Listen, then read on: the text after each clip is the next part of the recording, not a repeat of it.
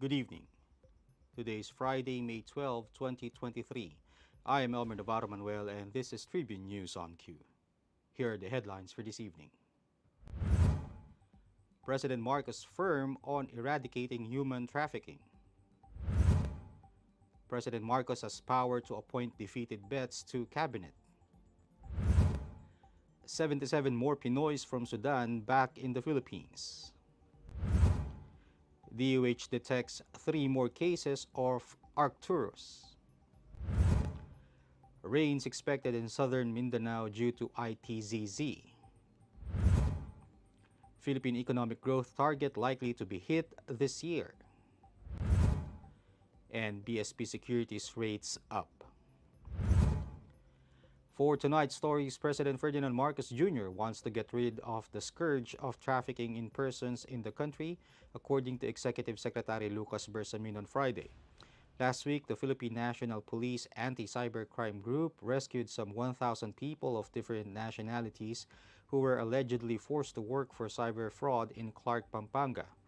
Justice Secretary Jesus Crispin Remulla on Monday said the government may choose to either deport or file charges against the 12 individuals involved in the alleged human trafficking in Pampanga.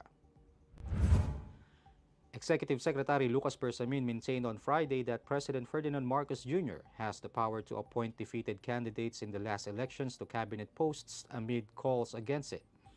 Bersamin said that if the president wants to replace some people in the cabinet right now, he is within his full political power to exercise that choice.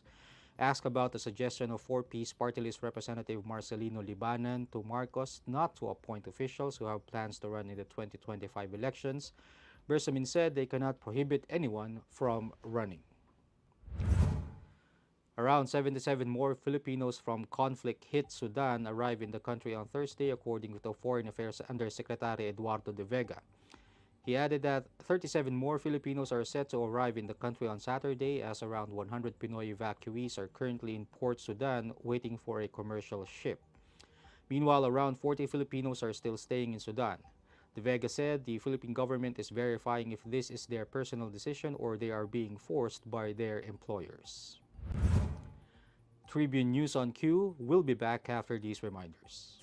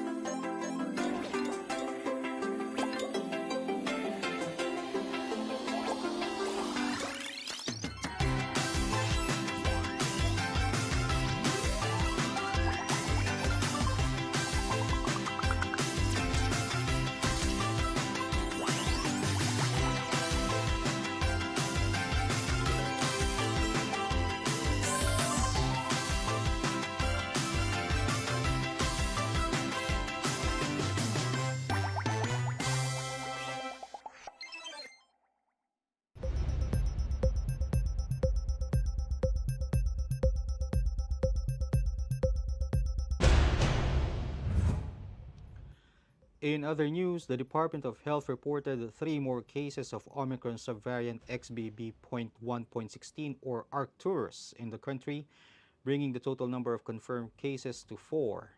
Based on the DOH's latest COVID-19 biosurveillance report from April 26 to May 6, the 3 reported cases of Arcturus were recorded in Region 6.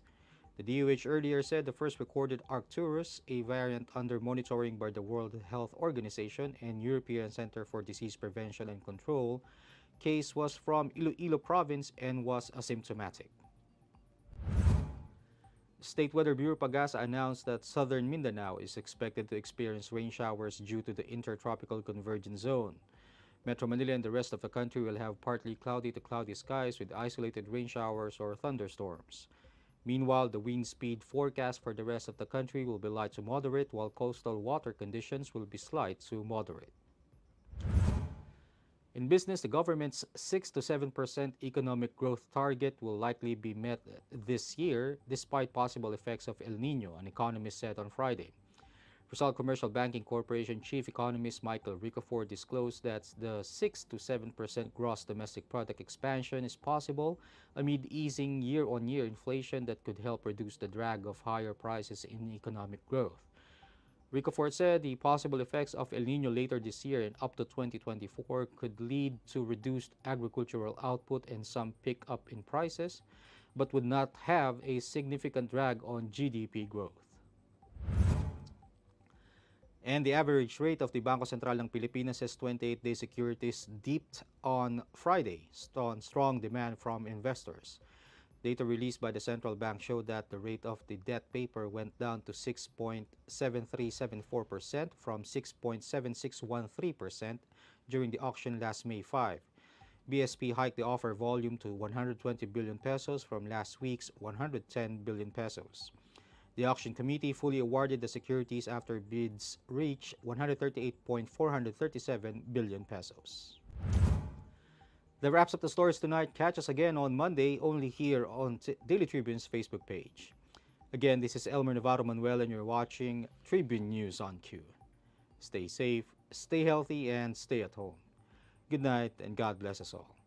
Catch the latest news on our website, tribune.net.ph. Follow us on Facebook, Twitter, and Instagram.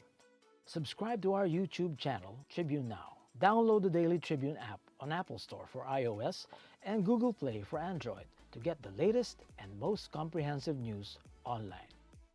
Daily Tribune invites you to join its Viber community, Katribu, to get updates on the hottest news on politics, business, sports, lifestyle, and entertainment. Emoticons of the Tribune mascot Tercito are available on our community Viber.